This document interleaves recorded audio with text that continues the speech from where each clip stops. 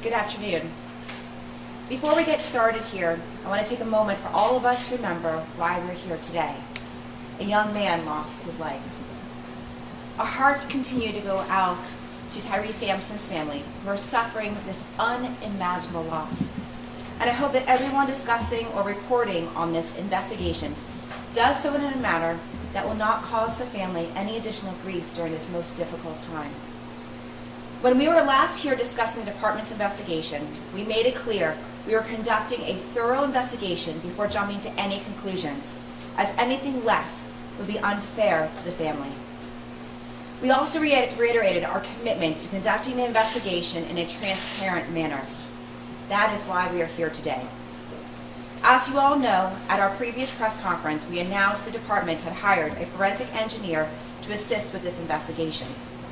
Today, we are announcing that the Quest Engineering and Failure Analysis has finalized its field investigation report, which our department is making available via the online portal where we have been sharing other pertinent records relating to this incident and investigation. This report answers the question of what mechanically took place as our investigation now enters into the next phase of how and why it occurred as we look towards potential penalties along with any changes of rules and regulations needed to help prevent future tragedies. This report confirmed our department's findings that the operator of the Orlando drop tower made manual adjustments to the ride, resulting in it being unsafe. The report confirmed that manual adjustments had been made to the sensor for the seat in question that allowed the harness to restraint opening to be almost double that of the normal restraint opening range. These misadjustments allowed the safety lights to illuminate, improperly satisfying the ride's electronic safety mechanisms that allowed the ride to operate, even though Mr. Sampson was not properly secured in the seat.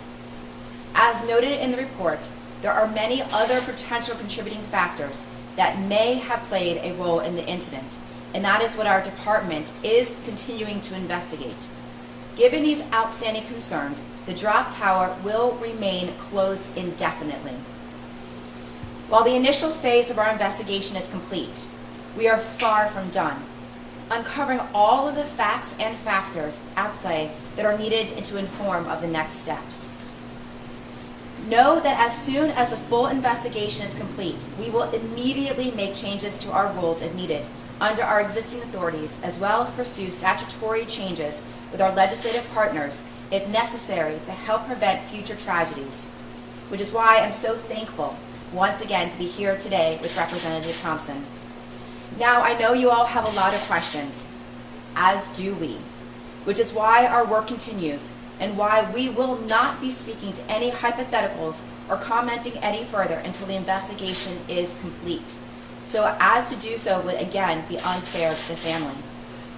We encourage those seeking further records or updates to continue to check the online folder where the Quest report can now be found for your review, as we're letting this report speak for itself and will not be taking any further questions on this report. The report is going to be an online portal, so you all have opportunities to see the report.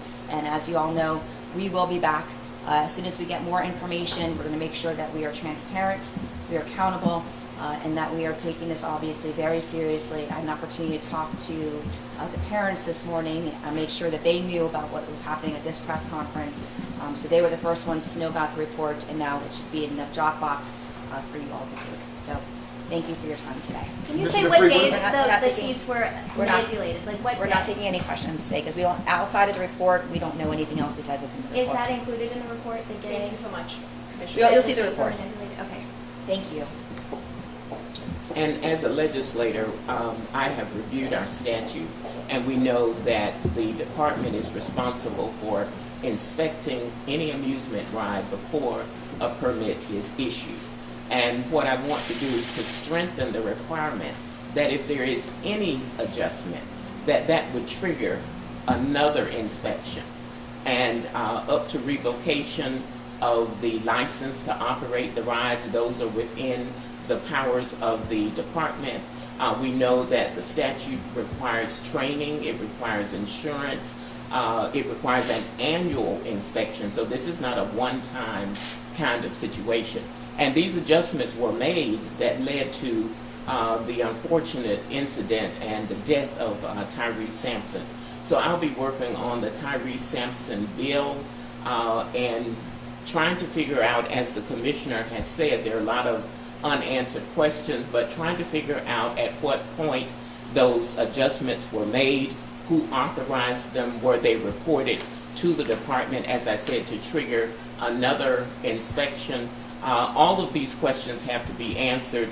I know that prior to the permit, prior to the inspection, the operator has to provide to the department the guidelines from the manufacturer. And if the manufacturer's guidelines stipulated a certain weight, the department would have known that before the permits were issued. So those are some of the kinds of things we want to look at in terms of Florida law to prevent this kind of accident from happening and the loss of life to another person.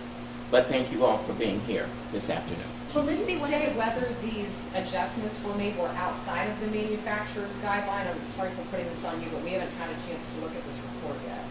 The manufacturer indicated that the maximum weight was 250 pounds, and Tyrese Sampson weighed in excess of 300 pounds. So yes, this was outside of the manufacturer's guidelines. So whether it's due to training, lack of signage as the rider approached the ride, to be informed that if you're over this weight, you should not get on this ride. And so we want to answer all of those kind of questions, but we do know that the manufacturer's guidelines are provided to the department before the inspection and before a permit is issued. What was your initial reaction when you heard what the commissioner just told us about this adjustment being made, that essentially it was the operator that did it, and basically this could have been prevented from how it sounds? Well, I was very disturbed that those kind of adjustments would be made after inspection and after the permit is issued. And that's why I'm going to look at the law to say, we know, for example, if a ride is disassembled and it's moved, then that triggers another inspection. However, if this is a permanent ride and any kind of adjustment is made, that should be reported to the department, and that also would lead then to another inspection. So the seats were adjusted after the permit was issued? Is that what your understanding of the situation? That's what we're trying to determine. I don't believe that the department would issue a permit if these adjustments were made before the inspection and they realized that it did not conform with the manufacturer's guidelines. So, again, we don't want to rush to judgment to make any kind of assumptions or conclusions. We want to make sure that, first of all, the manufacturer has an opportunity to provide evidence, and the operator has an opportunity to provide evidence.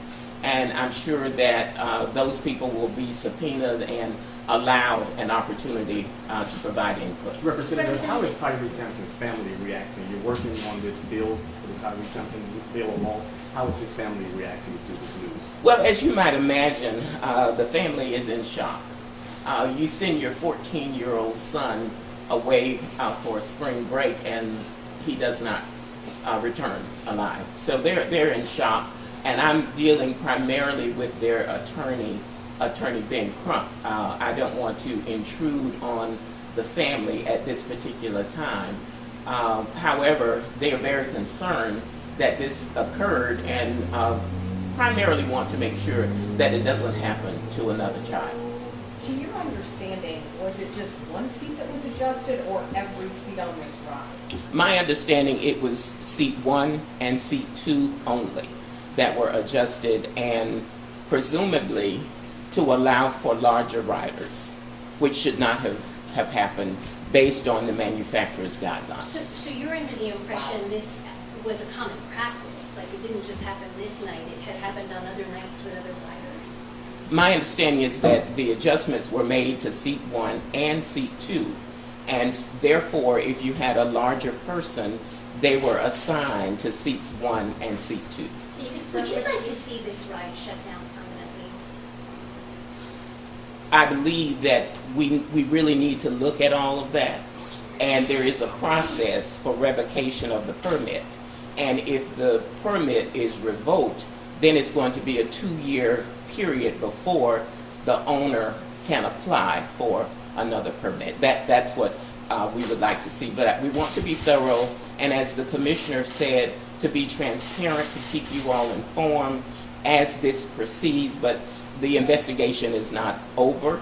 We have the engineer's report from Quest Engineering, but we don't have, in terms of the subpoenas that have been issued for the manufacturer, the operator, all of that, we don't yet have all of that information. Representative Thompson, we received reports, the operation manuals from FDAX for the sister rides owned by the same company next door, the two closest in proximity to the drop tower ride. And according to the manuals, certain signage should be posted at the Yes. entrance of the ride, right? Now, in our investigation, we found that there was some signage posted, but there was also not signage that was supposed to be posted per the manual. Do you know if those rides are also under investigation by FDAX? I think we have a representative from FDAX who is here. We can follow up with you on that. Okay, can we answer that question today, though, since we're all here? I'm not sure where we're going. Mr. Kinsey?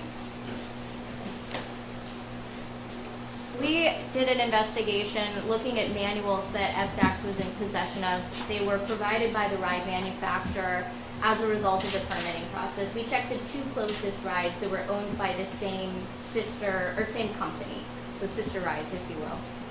According to state law and state rule, as we all know, if the manufacturer suggests that requirements be posted at the entrance of the ride, then it should be posted. Now, in the manuals, there were requirements. When we looked on site, some of those things were posted, but others were not. Can you tell me if those sister rides are also under investigation by FDAX, knowing that some of the signage might not meet the requirements as provided by state rule and state law? I'd have to check with my team to see if there's a current investigation going on in my division, and I can get that information back to you. Do you guys investigate instances based on complaints or tips, or can you tell me a little bit about that process? Yes, any complaint that's given to the department is fully investigated. Okay, thank you very much. Have you guys spoken to any of the employees that were running that ride that night? If they followed the rules, if they noticed he may have been over the weight limit, is there a step they could have taken? That's part of our investigation. Are you able to say who manipulated the seat, who adjusted it? Like, do we know, was it a ride operator, a technician? Yeah, we're not going to get into the speculation part of it. Everyone should just look at the report that's in the Dropbox now, and if you have questions after reviewing the report, you can send them to our comms inbox, and we'll do our best to answer everything. Would it be possible to keep Bill around for about 10 minutes so we can look through this? I think it would be best if you followed up via email. Do you think this would be the gateway in ensuring that all rides have weight limits and that they're actually adhered to?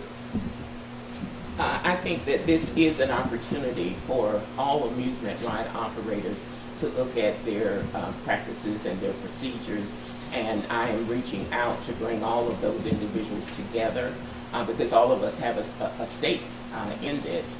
And if the signage was not there, we've got to bring uniformity. We've got to make sure that all ride operators follow the law and follow the rules. So this does open the door for now closer scrutiny of all amusement rides, whether we're talking about bungee jumping or helicopter rides or whatever it might be. Representative Thompson, going off of that last question, when you talk about more oversight, more regulation for these rides, I know despite the obvious, why now for this push, this call for those changes?